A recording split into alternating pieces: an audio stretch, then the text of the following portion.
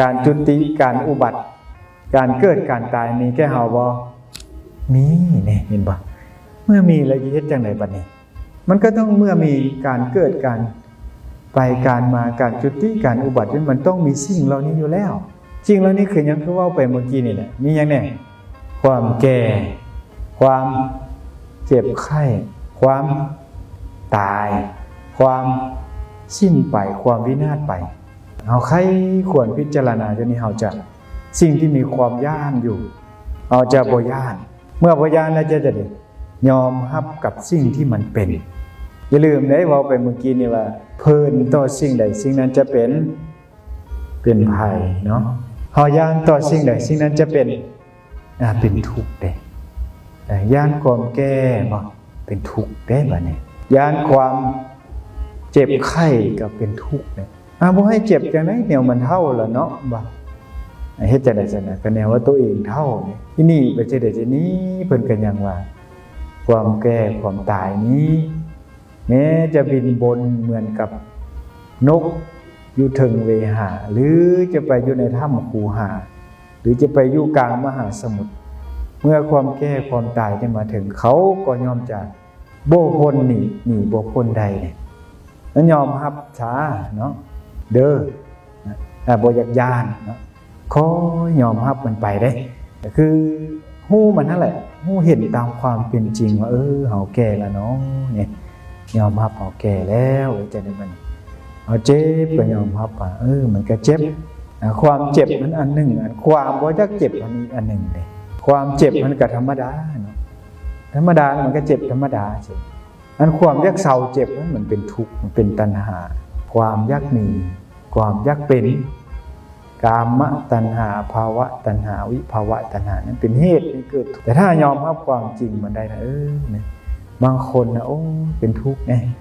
ย่านลูกบ่เบิ่งไงเข้ามาแล้วไผสิบ่เบิ่งเฮาเนาะนะเบิ่งบ่เบิ่งก็เรื่องของเขาแล้วมันเรื่องของลูกบ่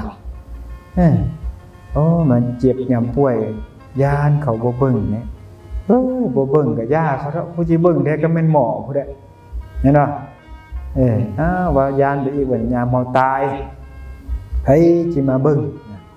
เขาบ่เบิ่งดอกตายแล้วเขาจะเอาไปทิ่มนั่นแหละบ่เชื่อก็ลองตายบ่แม่นะนี่คือความจริงเด้ยอมรับได้บ่ถ้ายอมรับบ่ได้ก็ดิ้นรนไปซะแล้วดิ้นรนย่านนั้นเอาอันนั้นไปให้ผู้นั้นเอาอันนี้ไปให้ผู้นี้พูดปันมูลให้มันนั้นปันมูลให้มันเท่านี้นะเฮ็ดความดีต่อผู้นั้นเฮ็ดความดีต่อผู้นี้ว่าเขาบ่เฮ็ดดีนำก็เป็นทุกข์อีกแล้วบัดนี้ทำดีไปก็บ่มีบุญมีคุณเนาะเพราะว่าเนี่ยเป็นย่านกังวลไปฉะนั้นบ่ต้องย่านเนาะทำหน้าที่เป็นบ่ความแก้ปัญญาได้สิ่งที่บ่ได้ตามความปรารถนามันเฮามนุษย์คนเดินดินซื่อๆนะไม่แต่เทวดามารพรหมพุ่นน่ะที่เป็นธรรมดาเทวดามีฤทธิ์ซำใดมารมีฤทธิ์ซำใดพรหมมีฤทธิ์ซำใดเห็นบ่สมณพราหมณ์มีฤทธิ์ซำใดซ้ำเฮาหยังขี้ประสิวมนุษย์เดินดินธรรมดาสิบ่แก้เนี่ยบ่แม่นธรรมดาบ่เรื่องธรรมดาแก้ก็สิบ่แก้บ่ยอมรับไปแต่ละมื้อละวินไปว่าผู้งามของเฮาเขาก็แก้คือกันเขาพยายามซีดเขาพยายามแนวมาปกมาปิดความแก้เขาซื่อๆนี่เจ็บบ่บัดนี้เจ็บนะเจ็บไข้เป็นของธรรมดาต่อไปเป็นยังบัดนี้ตายนะเราจะตายนะบ่ได้ตามความปรารถนาเด้เราจะมีเฮามีความแก้เป็นธรรมดาอยู่แล้วเฮามีความเจ็บไข้เป็นธรรมดาอยู่แล้วเฮามีความตายเป็นธรรมดาอยู่แล้วเฮามีความสิ้นไปเป็นธรรมดาอยู่แล้วเฮามีความวินาศเป็นธรรมดาอยู่แล้วแล้วบ่ให้มันแก่มันเจ็บมันตายมันสิ้นไปมันวินาศไปเป็นไปบ่ได้ไปซอกหาธรรมะธรรมโมนี่ก็เพื่อหยังก็เพื่อบ่อยากเกิดอยากแก่อยากเก็บอยากตายบ่แม่นบ่ดิ้นรนไปก็บ่เป็นหยังนะก็เพื่อจะออกจากสิ่งเหล่านี้นะแต่ว่าเฮ็ดจังได๋บัดนี้เมื่อมันมีในความที่มันเป็นณปัจจุบันอันนี้เราก็ควรพิจารณาน้อมมาใส่ตนเองว่าเรามีความเกิดความแก่ความเจ็บความตายความสิ้นไปความวินาศไปจังซี่นะเฮ็ดจังได๋บัดนี้ก็ยอมรับตามความเป็นจริงยอมรับด้วยวิธีใดบัดนี้เนาะลองเบิ่งนะต้องตั้งสติดีๆหรือว่าเบิ่งตัวเองดีๆคันนั้นมีเวลาหลายเด้อ เวลาหลายก็เบิ่งตัวเองนั่นหลายๆอย่าไปซอกเบิ่งแต่ผู้อื่นหลายเดี๋ยวนี้เฮาละยุ่งแต่เรื่องผู้อื่นเอาผู้อื่นมาสมเทียบใส่ตัวเองเอาตัวเองไปสมเทียบใส่ผู้อื่นยุ่งแต่เรื่องชาวบ้านชาวเมืองเขาเบิ่งตัวเองเบิ่งว่าเฮามีความเกิดความแก่ความเจ็บความตายอยู่จังซี่เนี่ยพระพุทธเจ้าเพิ่นเฮ็ดจังได๋นี่เพิ่นว่านั่นได้บัดนี้บุคคลนะบุคคลบ่ควรตามคิดถึงสิ่งที่ล่วงลับไปแล้วด้วยอาลัยเฮาส่วนหลายนี่ก็ไปพะวงเนี่ยเนาะไปเป็นทุกข์นำอดีตเด้แม่นบ่แต่เพิ่นบ่ให้เฮ็ดอันนั้นตั้งสติดีๆตั้งสติดีๆอดีตก็จากไปแล้วแล้วก็บ่ควรพะวงถึงสิ่งที่ยังบ่มาถึงมื้ออื่นยังบ่มาถึงอนาคตเป็นสิ่งที่ยังบ่มาถึงก็อยู่กับปัจจุบันเฮ็ดจังได๋อยู่กับปัจจุบันเฮ็ดจังได๋ล่ะมันจะอยู่กับปัจจุบันได้แล้วมันให้เฮ็ดเอานั่งก็ฮู้ว่าตัวเองนั่งยืนก็ฮู้ว่าตัวเองยืนนอนก็ฮู้ว่าตัวเองนอนยืนย่างนั่งนอนเฮ็ดอันเด้อก็ฮู้ว่าตัวเองเฮ็ดอันนั้นน่ะแล้วสิไปตามอารมณ์ความนึกคิดอย่างไรไปตามจิตปรุงแต่งโอ้บ่สิ้นสุดจักเทื่อคิดแล้วก็แล้วคิดแล้วก็คิดอีกคิดแล้วคิดอีกคิดแล้วคิดเล่าอยู่ซื่อๆแล้วเพิ่นว่าอย่างสิ่งที่เป็นอดีตก็จากไปแล้วบ่แม่นความเพิ่นบ่หรือบ่แม่นคิดบ่บัดนี้นะพิจารณาบ่สิ่งที่เป็นอดีตก็จากไปแล้วสิ่งที่เป็นอนาคตเด้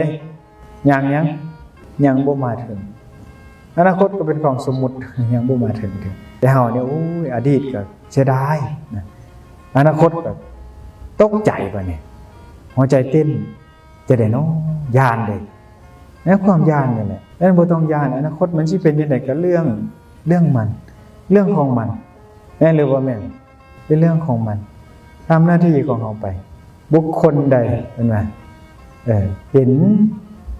ธรรมอันเกิดขึ้นเฉพาะหน้าในที่นั้นอย่างแจ่มแจ้งบ่งอนแงนคอนแคนในจังได๋ล่ะเห็นธรรมอันเกิดขึ้นเฉพาะหน้าในที่นั้นเห็นจิตตัวเองบ่วะเนี่ยเห็นความคิดตัวเองบ่เห็นจิตตัวเองบ่จิตที่มันสงบก็ได้เนาะที่ว่าจิตมันเข้าสู่สภาวะแห่งความสงบปราศจากกิเลสหรือจิตที่มันว่างอย่างก็แล้วแต่เกิดขึ้นบ่งอนแงนคอนแคนเขาควรพอกพูนอาการเช่นนั้นไว้ควรพอกพูนอาการเช่นนั้นไว้คือทรงไว้ซึ่งสภาวะที่มันเป็นสิ่งที่มันบ่ไปอยู่ในอดีตบ่ไปอยู่ในอนาคตอยู่กับปัจจุบันอันนี้ได้ปฏิบัติธรรมสมควรแก่ธรรมเด้พระพุทธเจ้าเพิ่นก็ว่าเด้เห็นนั้นเจริญสติปัฏฐานทั้ง4นี้เห็นกายในกายเห็นเวทนาในเวทนาเห็นจิตในจิตเห็นธรรมในธรรมที่มันเกิดขึ้นนี่แหละได้ชื่อว่าปฏิบัติธรรมสมควรแก่ธรรมปฏิบัติตามคำพระพุทธเจ้าเนี่ยบางคนเนี่ยโอ้ยประกาศว่าตัวเองนี่ปฏิบัติตามคำพระพุทธเจ้าแต่บ่เฮ็ดนำแต่ว่าซื่อๆผู้ปฏิบัติตามนี่เขาตั้งใจเฮ็ดบ่ได้เบิ่งผู้ใดเอาแต่ตัวเองเป็นเอาตัวเองเป็นที่พึ่งตัวเองจึงได้ชื่อว่าอัตถิอัตโนนาโถอิริธรรมะทีปาธรรมะสรณะอัตตาทีปาอัตตาสรณะเอาตัวเองเอาธรรมะที่พระพุทธเจ้าสอนเบิ่งจิตเบิ่งใจก็ความย้านกลัวทั้งหลายมันก็ค่อยหลุดพ้นไปได้บางคนย้านผัวบ่ฮักย้านผัวบ่ฮักย้านนั่นย้านนี่ความย้านน่ะเป็นทุกข์นะย้านลูกบ่เลี้ยงมันเท่ามาก็ได้มันบ่ทันเท่าซะโอ้ย้านลูกไปจังได๋เนาะย้านลูกไปกินกระท่อมย้านลูกไปกินคอลลาเจนย้านมันเป็นนั่นย้านมันเป็นสิมันเป็นยาคูเนี่ยก็ย่านสร้างวัดบ่แล้วย่านไม่ออกบ่มาจังหันบ่มาจังหันก็ไปบิณฑบาตเอาบิณฑบาตบ่ได้กินแล้วก็หนีไปบ่อนมื้อเท่านั้นนะย่านนี้เนาะอยู่บ่ได้ก็ไปบ่อนใหม่จบไปทำหน้าที่ของตัวเองให้มันดีไปแต่ละมื้อละเว้นนะเพราะว่ากิจที่ควรทำนั้นนะเป็นสิ่งที่ต้องทำในวันนี้ได้กิจที่เป็นสิ่งที่ควรทำเพราะให้จะฮู้ความตายในมื้อหน้านั้นบ่มีสรุปสุดท้ายเพิ่นบอกว่าผู้มีความเพียรแม้เพียงราตรีเดียวก็น่าสมเสยดีก็อยู่มาหลายปีหลายพรรษาคันบวชก็ได้คันบ่บวชก็อยู่มาหลายปีซื่อๆแต่บ่มีความเพียรนี้ดันบัณฑิตทั้งหลายนั้นบ่สรรเสริญแต่เพิ่นสรรเสริญบุคคลผู้มีความเพียร ดังนั้นพยายามเด้ออย่าจะให้ความย่านนั่นมันลอกหลอนเอาแต่ก็พยายามคบสัตบุรุษหลายๆนะความย่านทั้งหลายนี้ก็จีบ่มาหาเฮาครอบงำสู่เฮาได้โดยการที่เบิ่งเห็นอยู่กับปัจจุบันที่มันเกิดขึ้นอาจจะเป็นอย่างก็ตามความสุขก็ตามความทุกข์ก็ตามสิ่งทั้งหลายทั้งปวงมันมาแล้วมันก็ไปมันเป็นเพียงแต่สิ่งที่มากระทบอารมณ์เราเท่านั้นเนาะคือที่สมควรแก่เวลาแล้วได้เพิ่นให้เว้าเท่านี้ก็สิเว้าเท่านี้แล้วเนาะก็ขออนุโมทนานำนะพ่อแม่ครูบาอาจารย์นะช่วยเนรพ่อขาวแม่ขาวก็เป็นญาติโยมที่ยังเห็นคุณงามความดียังเห็นผลประโยชน์นะสุดท้ายนี่ก็ขอเว้าน้อยหนึ่งว่าเหมือนกับต้นไม้หรือสรรพสัตว์ทั้งหลายที่เห็นคุณค่าของฝนเมื่อใดเมื่อหนึ่งฝนนี่ก็จะเบิดไปก่อนที่ฝนนั้นจะเบิดนั้นเอาพยายามใส่ฝนเพื่อให้ชีวิตของเราเนี่ยเจริญงอกงามยิ่งขึ้นไปก็เหมือนกับเห็นคุณค่าของธรรมะเมื่อใดเมื่อหนึ่งชีวิตของเราก็จะแตกสลายไปถ้าเรายังเห็นธรรมะนำธรรมะไปใส่คุณค่าชีวิตของเราจะบ่สูญเปล่าจะเกิดมาเป็นประโยชน์เป็นชีวิตที่มีคุณค่า